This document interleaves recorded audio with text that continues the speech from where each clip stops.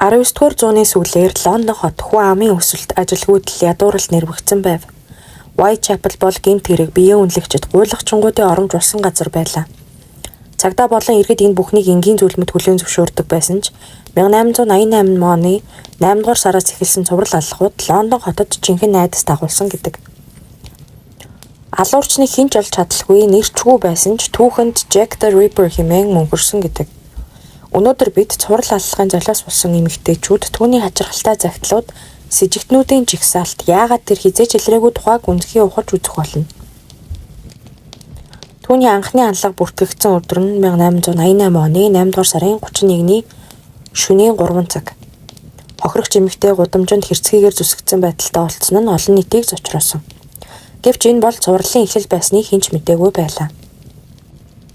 Jack the Ripper-ийн золиос болсон 5 эмэгтэйг Canonical Five гэж нэрлэдэг. Тэдний аллагын хэв маяг, шарх сорвин бүгд ижил төстэй байсан гэдэг. Эхний хохирогч Marian Nicholson 43 настай ба Лондон хотноо амьдардаг, архитрүүлэн хэрэгэлдэг гудамжинд унддаг байсан биеэ үнэлэгч байсан. Түүний хүзүүг 2 удаа огцом зүсэж хэвлийг нь онгойлгосон байдалтай хэсэг газар гизээг нь ил гаргаж орхисон ч эрхтнүүдийг нь аваагүй. Хоёр дахь хохирогч Annie Chapman 9 дугаар сарын 8-нд алуулсан. Хүзүүг нь гүн зүсэж хэвлээ дотор эрхтнүүдийг нь авч гизээг нь гаргаж орхисон байв. Эрхтнүүдийг мэс заслын нарийн ажиллагаатай авч гарсан байсан олон нийтийг зочроосон. 3 дахь хохирогч Elizabeth Stride 9 дугаар сарын 30-ны орой хүзүүг нь огцом 1 удаагийн хөдөлгөөнөөр зүссэн байсан. Бусад хохирогчдын адил дотор эрхтэн гаргаж амжаагүй байсан нь алуурчин яарч сандарсан мэд сэтгэгдэл төрүүлдэг. 4 дахь хохирогч Katrina Eddowes Stride-ийн аллагтай ижил шүн. Хүзүүг нь гүнзгий зүсэж, нүүрэн дээр нь гүн зүсэлт хийсэн. Бөөр болон умааг нь авсан байв. Цагдаагийнхан Катринагийн аманд шороотоо даавууж игсэн байсан гэдэг. 5 дахь хохирогч Mary Jane Kelly 11-р сарын 9-ний өглөө цувралын хамгийн харгас аллага. Бүх биеийг нь хэрцгийгээр зүсэж, нүүр бараг танигдахааргүй боллоос үүдсэн байсан. Өрөөнд дотор хийсэн ганц аллага бөгөөд алуурчин тайван ажиллах боломжтой байсан гэж үздэг. Алуурчин Jack the Ripper нь өөрийгөө зарлаж цагдаа нар дохио өгсөн мэт загтлуул бичиж байсан гэдэг. Гэхдээ эдгээрийн үнэн эсхийг хинч баталж чадаагүй. Dear Boss загтал нь 1888 оны 9-р сарын сүүлээр ирсэн. Jack the Ripper нэрийг анх хэрэглэсэн загтал. Цагдаа нарыг доромжилж дараачийн алхуудыг зарласан. Хоёр дахь загтал Saucy Jack-ийн посткард нь Stride болон Eddowes-ийн аллагын дараахан ирсэн. Алуурчин хоёр хүнийг нэг шөнө алсан гэдгээ бахархалтайгаар бичсэн байдаг. 3 дахь From Hell загтал нь хамгийн алдартай бөгөөд алуурчинтай шууд холбоотой байх магадлалтай гэж үздэг. Цуг ирсэн хайрцаг тохирогчийн бөөрийн хэсгийг хийж илгээсэн байсан.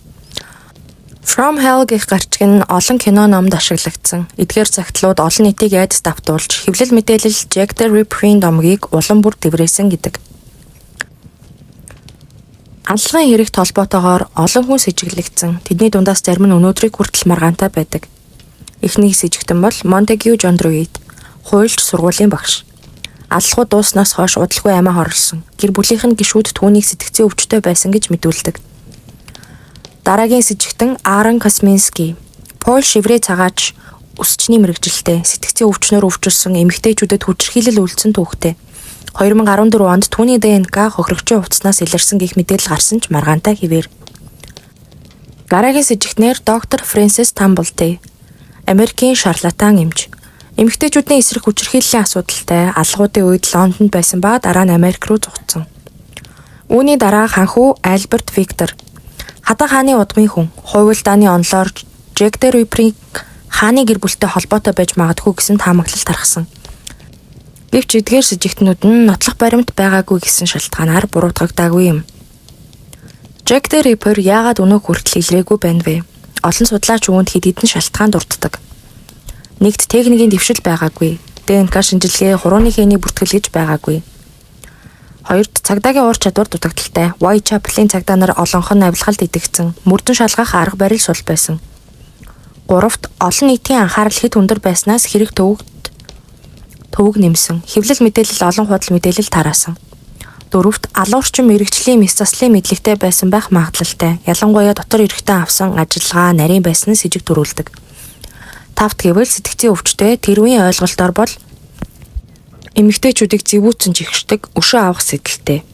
Зарим түүнийг хатуу католик шашинтай биеийн үнэлэлтийн эсрэг номлолтой хүн байсан гэж таамагладаг. Jack the Ripper-ийн түүх зөвхөн Лондонгийн гудамжинд төдийгүй дэлхийд дахин домог мэт тархсан. Тэр зөвхөн 5 хүний амийг хөнөөсөн мэт харагдавч түүний үйлдэл дэлхийн түүхэнд хамгийн алдартай илрээгүй цуврал алуурчны дүрийг бүтээсэн юм. Түүний хэн болох тухай маргаан эрэл хайгуул өнөөдөр ч үргэлжилсээр байна. Хэрвээ Jack the Ripper өнөөдөр амьд байсан бол түүнийг барихад ердөө хэдхэн цаг шаардлагатай байх байсан биз. Гэвч тэр 19-р зууны Whitechapel-ийн харанхуй гудамжинд мөнхөд алга болсон билээ. Хэрвээ танд Jack the Ripper-ийн талаарх онол таамаглал байгаа бол сэтгэгдэл хэсэгт бичээрэй. Мөн ийм төрлийн түүхэн гэмт хэргийн бичлэг үзхийг хүсвэл лайк дарж манай сувагт subscribe хийгээрэй. Баярлалаа.